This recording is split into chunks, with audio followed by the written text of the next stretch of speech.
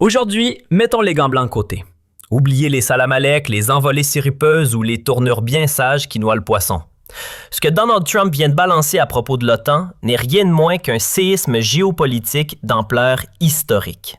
L'onde de choc, elle a balayé Bruxelles d'un revers sec et glacé et elle secoue Paris jusqu'aux fondations du palais de l'Élysée. Emmanuel Macron, le regard inquiet, scrute déjà les fissures sur le mur européen. Accrochez-vous, car ce qui va suivre n'est pas simplement croustillant. C'est potentiellement un tournant majeur. Et croyez-moi, vous n'avez encore rien vu. Donald Trump a lâché une bombe verbale, directe et sans filtre. Plus de mots doux derrière des portes closes? Non, cette fois, c'est un coup de tonnerre venu du cœur de la Maison-Blanche. Et ce tonnerre frappe Emmanuel Macron comme une flèche en plein palais de l'Élysée. Ce que nous vivons là détruit complètement le narratif que les médias d'État français nous ont rabâché pendant des années. Le message de Washington est limpide. Si vous, en Europe, ne protégez plus vos intérêts nationaux, si vous continuez à dilapider des milliards dans des alliances qui nous affaiblissent, si vous persécutez vos propres citoyens souverainistes, alors, nous quittons l'organisation du traité de l'Atlantique Nord et vous allez tous m'écouter. Et tandis que le monde discute encore de ce coup de massue, Emmanuel Macron tente désespérément de sauver la face. Il se présente devant la presse et se met en scène comme un grand homme d'État.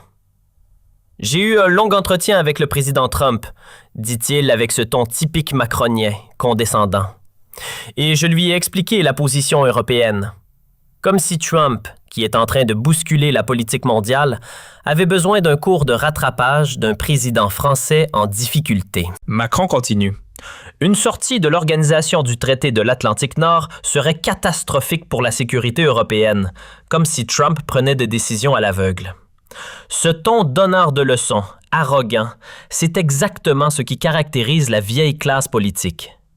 Il croit encore pouvoir dicter à Washington comment fonctionne la politique internationale. Puis Macron sort les vieux traités de l'Organisation du traité de l'Atlantique Nord de son tiroir. Ces papiers de 1949 avec lesquels les États-Unis auraient garanti pour toujours la protection de l'Europe.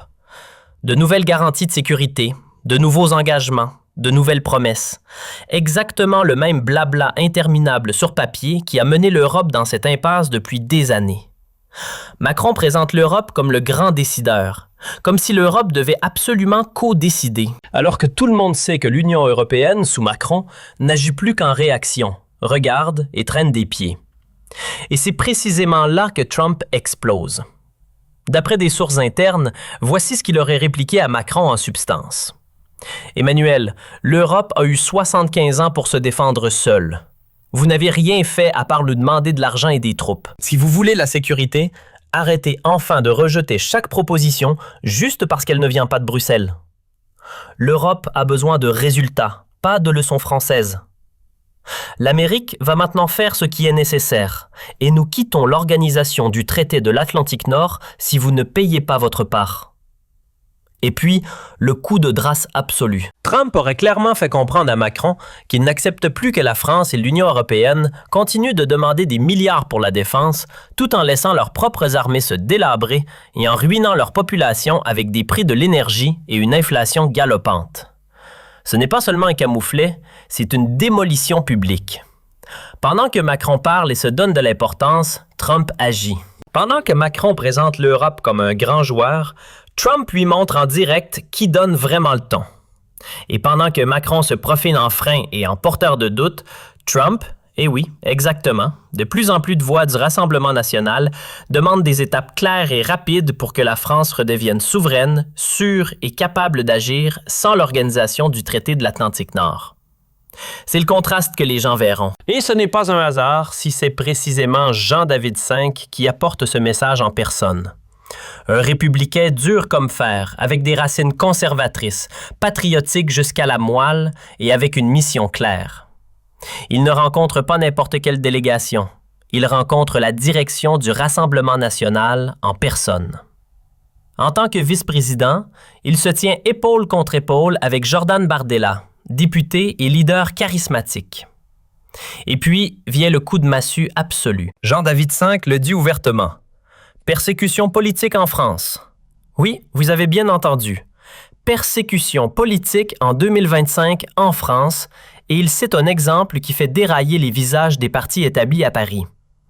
Une jeune militante rennaise, jeune, intelligente, courageuse, demande l'asile politique aux États-Unis parce qu'elle est persécutée en France pour ses opinions. Pas en Corée du Nord, pas en Iran, en France. Et que fait le journal télévisé de France 2? Il se tait, bien sûr, car la réalité ne colle pas au cadre. Ce n'est pas un cas isolé, c'est une spirale de répression qui tourne de plus en plus vite. Pendant que l'Amérique examine l'asile pour des dissidents français, ici, quiconque hisse le drapeau français devient une cible. Celui qui dit « J'aime mon pays » est surveillé demain par la Direction générale de la sécurité intérieure. Celui qui manifeste pacifiquement risque son emploi, sa famille, son existence. Et ce n'est pas tout. Pendant que Jean-David tend la main à l'opposition française, la prochaine bombe explose au milieu de la France. Une ville, une salle, un contrat de location tout à fait légal. Objectif, la fondation des jeunes du Rassemblement national. La jeunesse du Rassemblement national de 14 à 35 ans, ouvertement démocratique dans le cadre de la Constitution. Et que se passe-t-il? Une campagne d'intimidation sans précédent commence. Les hôtels annulent le contrat, les traiteurs se retirent, les employés effacent leur nom sous pression. Pourquoi? Parce que des activistes de gauche envoient des menaces de mort, diffusent des listes staliniennes, montent des pillories publiques et les autorités regardent ou participent. Ce n'est plus de la protestation, c'est de l'extorsion organisée avec l'argent des impôts, avec le soutien des syndicats comme la Confédération générale du travail et la Confédération française démocratique du travail. Exactement les organisations qui vivent de vos cotisations obligatoires. La Confédération générale du travail finance même des bus pour manifester contre des jeunes de 16 ans qui veulent juste créer une organisation de jeunesse. 40 000 manifestants sont attendus. 40 000 contre quelques centaines de jeunes. Et où est le tollé? Où est Emmanuel Macron? Où est Renaissance? Silence radio total. Si même le président de la République reste muet, s'il n'a pas le cran de défendre la liberté de réunion et des droits fondamentaux, alors quelque chose est profondément pourri dans ce pays. Et c'est précisément là que ça devient vraiment brûlant. Pendant que Macron se planque, pendant que Renaissance et le Parti socialiste restent dans leur mode silence habituel et que les Verts se rapprochent des antifascistes, Washington prend le relais. Les États-Unis, sous le président Donald Trump, observent de très près ce qui se passe ici et ils disent haut et fort, « Si vous ne protégez plus vos propres citoyens, ce n'est plus une affaire interne. » C'est une bombe politique de premier ordre. L'invitation de toute la direction du Rassemblement national à Washington n'est pas un coup de publicité. C'est le dernier avertissement direct à Emmanuel Macron, direct à l'établissement parisien. Bougez-vous ou nous le ferons. Et tout le monde sait ce que ça signifie quand Trump dit « nous le ferons à notre manière ». Ça veut dire un soutien médiatique à l'échelle mondiale, une scène internationale, une légitimation politique, un soutien financier. Celui qui trouve ça exagéré n'a pas compris la force explosive du mouvement « Make America Great Again ». Ils sont sérieux et ils savent exactement comment mettre à genoux un establishment pourri. Cette ville est le test décisif pour notre démocratie. Ici, on voit si la vraie liberté d'opinion existe encore dans ce pays ou si seules les opinions de gauche sont autorisées. 40 000 manifestants payés et organisés contre quelques centaines de jeunes qui veulent juste se réunir. Celui qui loue aujourd'hui une salle aux mauvaises personnes est menacé. Celui qui reçoit les mauvais invités est attaqué. Celui qui a la mauvaise opinion est annulé, poursuivi, détruit. C'est le climat de la peur créé par ceux qui se disent eux-mêmes ouverts au monde et démocrates. Et puis, les États-Unis arrivent et disent haut et fort « Nous voyons. Nous voyons ce que vous faites à vos propres citoyens et nous ne le tolérons plus. » La jeune militante qui demande l'asile, les jeunes du Rassemblement national qui sont intimidés, un président qui se tait. Une Renaissance qui préfère coaliser avec les Verts plutôt que de parler à sa propre jeunesse patriotique. C'est la situation en France en 2025. Un certificat de pauvreté sans pareil.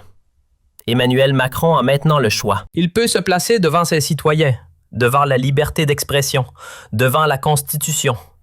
Ou il peut continuer à se taire et regarder ce pays sombrer définitivement dans une dictature d'opinion politiquement motivée. Les États-Unis ont déjà pris leur décision. Pour eux, le Rassemblement national est l'interlocuteur en France. Si Macron n'agit pas maintenant, les prochaines élections législatives seront un règlement de compte. Alors, ce ne sera plus seulement Paris qui décidera de l'avenir de la France. Washington s'en mêle officiellement et donne au Rassemblement national un soutien international, une légitimation et une présence médiatique qui paniquent les vieux partis. Qu'en pensez-vous? Partagez vos pensées dans les commentaires, aimez cette vidéo et abonnez-vous à notre chaîne pour ne pas manquer d'autres vidéos importantes pour l'avenir de la France. À bientôt, France.